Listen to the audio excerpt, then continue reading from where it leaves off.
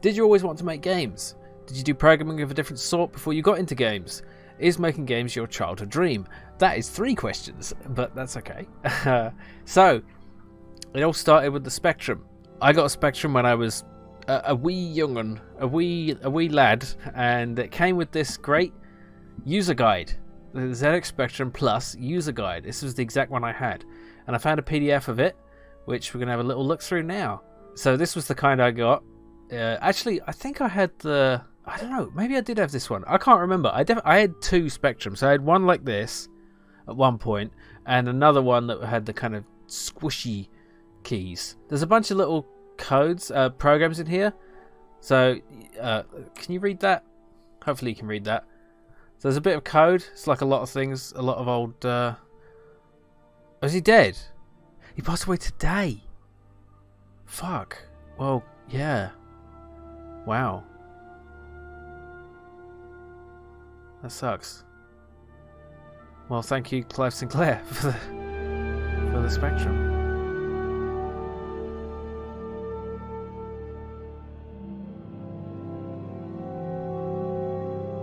It gives you these basic programs. You can type them in and just see what happens. And this was amazing to me at the time, and it's still kind of amazing that you can just type in this stuff and things happen on the screen, right? Like this shimmering sunrise, and all this doing is just it draws a line one after another. I definitely had this one and the other one. I love this thing. You didn't just type out the code. So let's say you wanted to do the let's zoom in a bit. It's a bit blurry, but let's say you wanted to do the for, right? A for loop. You just type F and it comes up for. If it's the point at which it can interpret that as a keyword, right? You just tap that one key and you get a for loop starting, and you type this, you get new. You type this, you get copy. And that was really great for coding things quickly, and it cut down on syntax errors. So these sort of examples which explain how to make these kind of things in code, like these little graphic things, draw a star, draw a cityscape, if and then statements, and it was all here. It's really great. I think a lot of people get their start on this. Like, I really remember this this pyramid one. This is cool enough, right? But later on, it shows you how to make a graphics character, specifying the bits like this. Here you can make a chessboard. Yeah, you can make little creatures that eat the pyramids. It's great. So at that moment, I realized you could type things on a keyboard and make things happen on the screen, but not just one-off things. You could make dynamic things happen. You could create a world. Very limited one, at least at the time. So I did a bunch of Spectrum stuff. I never made a real game because it was always too difficult, to make anything really complicated. So I remember distinctly making this thing with like a bunch of rockets that would fly up one at a time, and I was really proud of that. Yeah, I wanted to show some things that I worked on when I got my Amiga. So you might have seen this. This is a screen from an animation I recovered from one of my old Amiga discs using the Grease Weasel device, which you can see in my Grease Weasel video on my YouTube channel.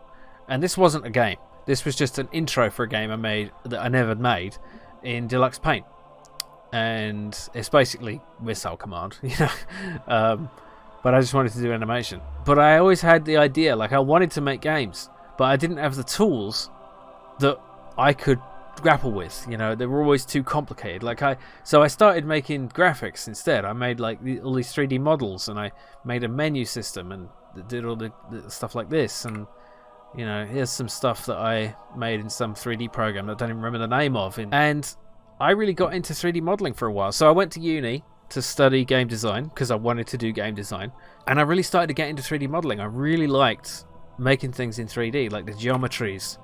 And so I made the Enterprise, as you can see.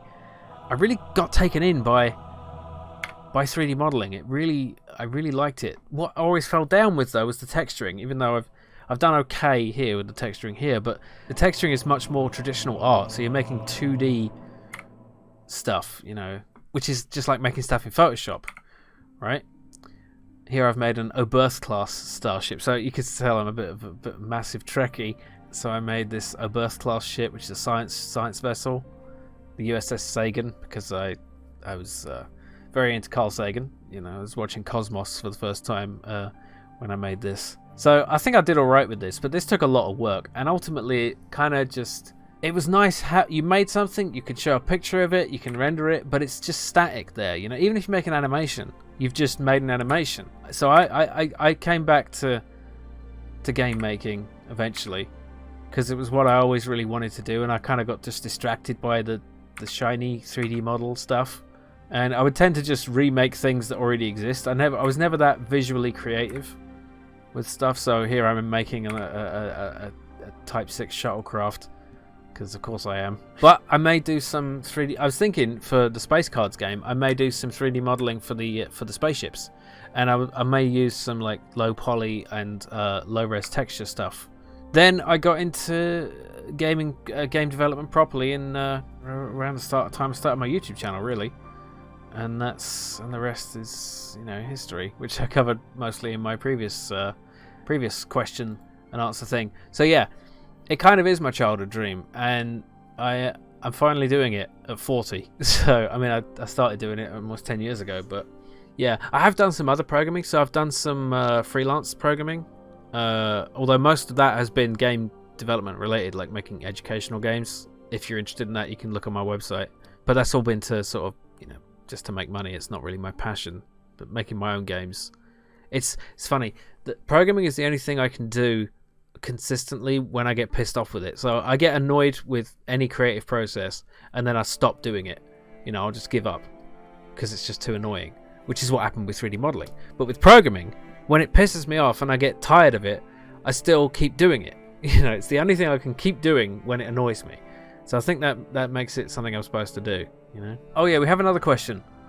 Why is there a portal to the underworld in your fridge? Alright, as you can see, here's the inside of my fridge. There's no portal to the underworld in here. It's just some tofu and lasagna. Alright, let's take a closer look. Wait, what is... What the fuck?